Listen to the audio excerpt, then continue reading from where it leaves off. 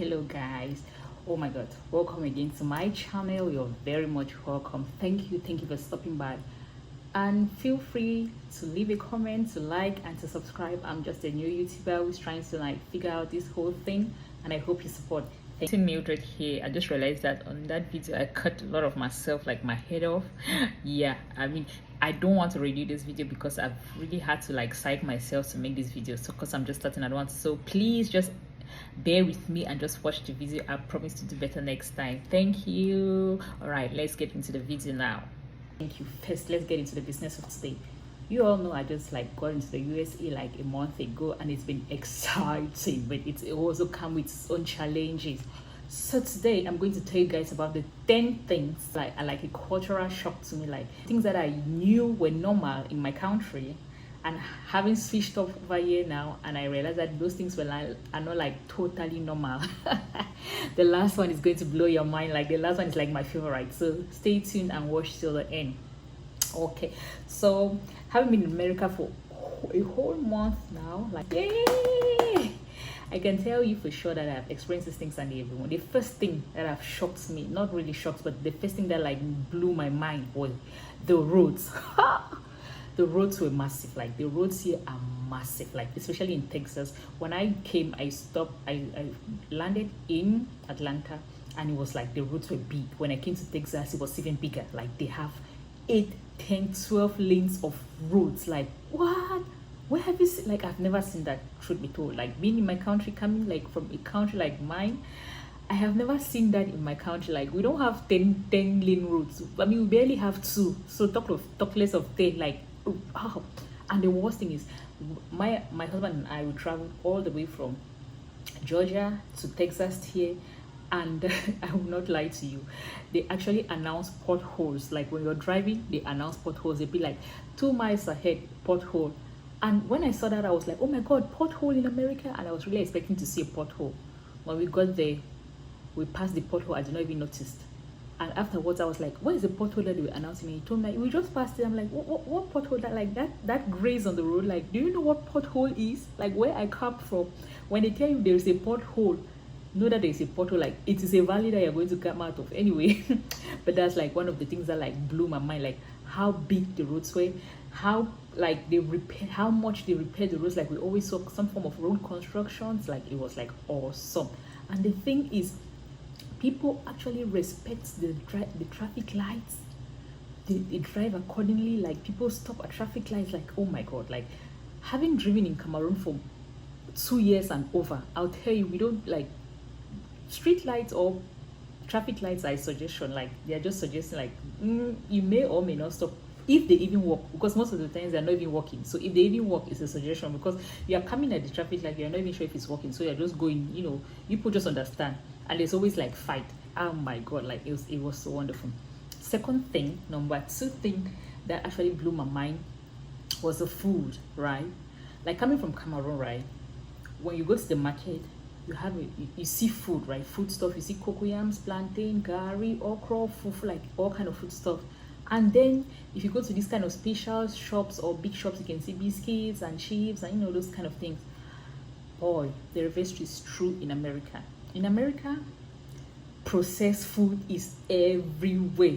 Now, seeing the organic things is like privilege. Like you go to like a big shop, everywhere is like packaged canned food, and then they have like a small aisle where they put the vegetables and the fresh produce. Like coming from a place where we prioritize fresh and organic foods, it was like oh my god, I needed to become so creative for my cooking, like because I don't have all the fresh produce I normally need, or things that just hop into the market and I just grab like quickly. Like you always, I mean, if you're from Africa, you know this, you always have those fresh things, but here it's not readily available. Like even the meat, like even eating the meat, I'm like this meat feels like soft, like the meat that I'm normally used to. It's not like this.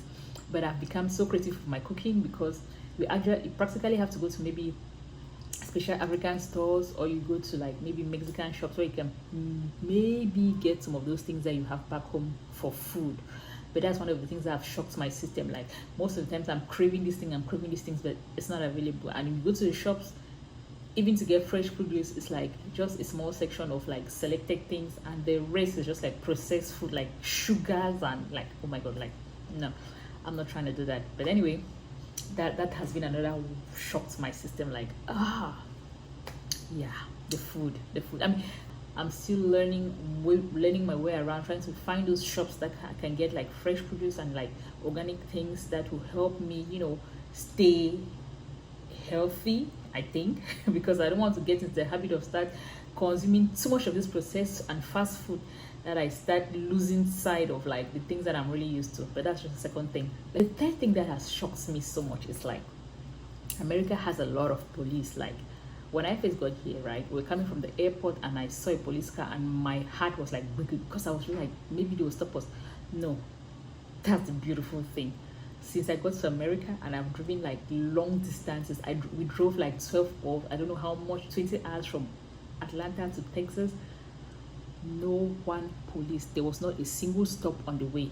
No police, no checkpoints, no toll gates. No, I mean, it's so beautiful. Like from my country, we know Cameroon.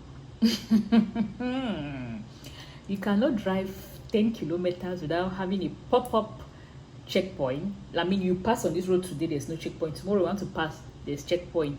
There's always somebody that is stopping to check your books, and there's always something that you have to give something for the boys. But here it's not like that. It was such a relief to know, even though they have all these police around, nobody's stopping you except you commit a crime or you do some things, you commit some kind of traffic infraction, then they can stop you. But other than that, if you're good, you're good. You're just going like nobody asks even for bribe, nothing. It's just like, yeah, with all these police around, you see police cars everywhere, but nobody stopping you, nothing. That has been such a relief. Like just knowing that, yeah, I mean, if you're good, you're good. Like Cameroon, even if you have all your books, police will still stop you and disturb your life for no reason. Like they will still ask you like for something. You know what I'm talking about. So just knowing that, yeah, if like everybody, if you're straight, you're straight. Even if police is there, they don't disturb you except you commit a crime. Anyway, moving on to my fourth point. This was another one that like shocked my system, because when we came, we were in Atlanta. We had to move to Texas because that was our plan. Before we came to Texas, we like looked for a house, like applied. You don't just go and see landlord and give him money. You apply. There's a process that you have to follow. You have to apply, and then they will check you and check your name and check your grandfather's name. Check your grandfather's name. Have you ever owed money? Like any small thing that could be bad on your something called credit can make you lose out on a house that you like. Like when we came to Texas, we had to stay like for a whole week in a hotel, and that stressed me out so much because there was so many checks, and every time you're going to rent a house, you have to pay a fee. They call it processing or it's administrative fee, and then you have to pay another fee again. Now one of those fees, if they take you, they will not give you back. If they don't take you, they'll give you back. But there's another one that will not give you. Like you want to rent somebody's house, so to come, you have to pay them for them to process the documents, and you have to pay them. It's a process. This was one of the things I miss my Cameroon. You just walk in, meet landlord. Landlord, how far? Has the landlord like, yes, has the, how much? Landlord be like, it's 50K. You tell landlord, I have 45. Landlord be like, okay, you pay for 12 months. You say, okay, landlord, this is your money. Landlord give you key, enter. Alele, yeah, it's not like that. Everything has to be straight. You have to have a job. You have to be earning more money than the house. The house rent cost. You have to make sure that your credit is good. Like me, I did not even have credit. I did not even know what credit was, and they had to refuse us one house because they said I don't have credit. I'm like, what is credit? Do they buy credit? Like, where should I go and get credit from? It was tough. Like like if you're coming to America, make sure you have all your ducks in a row. You're going to try and get a house, like, because just rent, and even at that rent, you're signing buku that you will take this house for maybe 1 year, and if you leave the house before that 1 year, you have to pay penalty. I'm learning. But anyway, all thanks to God, we now have a house. We finally got a house, so it's all peaceful. But I'm telling you, that process was a shock to my system. Like that was a fourth thing that shocked my system. Like But anyway, we have a house. But number 5 thing that surprised me, and this one was like amazing. It was the administrative things, like when you're dealing with administrative or government kind of things, right? Very straightforward, very straightforward. When I got in here, I got in like maybe because when I got in, I had to get my green card and my socials and whatnot, right? When the deal got in, and maybe they put into the system that I was in the country, it did not make like 2 weeks. They sent my socials. I did not go to any office. They just sent it to me. Like they just sent it to me, and then now they've told me like in a couple of months, like this amount of time you're going to get your green card. Like no stress. When we came to Texas, we had to register our car in Texas because it was registered in Georgia. But when you got to Texas, and so you have to register in Texas and blah blah blah blah blah. And we went to register it, and we just walked into the office, did all the paperwork, paid the money, and we came out with our registrations and number plate, like easy, no stress whatsoever. Like what? Okay, where I come from Cameroon, I will tell you about it. It's not like that too. If you have any problem that concerns the government, it's a struggle. We all know. Those of us that are from Cameroon, we know. Oh, and then the sweetest thing, not like the sweetest thing, but one of the things that was like, I was amazed, that was like, we went to this office to do the registration, and everybody there was just dressed so casual. Like I had on like destroyed jeans with a shirt, and there was another girl that had like shorts. Like everybody was just so relaxed, and it was in a court building. In Cameroon, you don't go to court with trousers. It does not matter what. In fact, don't come around the court with trousers. It's against the law. Like when I was seeing it, I was like, I read it. I'm like, are we in the court building? Like everybody's just dressed so relaxed. Like I was mind blown for real. Like I was mind blown at the way the administration, they deal with their things. They don't like, they're not so focused about the things that are not important. They come there and do what you're supposed to do and you get out. Like everybody's at the office doing what they're supposed to be doing what they are paid to do. You don't go to an office and they tell you, oh, boss no day, you go come for 12 o'clock, just leave your document. Nah, you go there, you get in, you do what you're supposed to do, and you get out. Everybody is working on time. So that was the one thing that, I mean, it made me feel so happy. Like, oh my god, I love this. Like, yep, I wish they could implement this in my country. Like, get there, do what you're supposed to do, and get out. They see things that blow my mind. Like all and most of the neighborhoods that I've stayed in, the places are so quiet. Like you don't see people just loitering around for no good reason. No, everybody is on time. Everybody has somewhere to be. In the morning, you get up, you see everybody going to work, and then when they're coming back, everybody's in their house. You don't hear like noise like people just sitting outside and laughing and no. Maybe once in a while, like today, you can hear kids playing outside and screaming, just kids. But you don't see that rowdiness that like was common in my country. Like people just like, and even like bars, you don't see bars in Kati. Like where people are staying, you don't see bars. However, I just realized I've never seen a bar in this country. Hey, I've never seen an open bar. Like I've not seen it. Wow.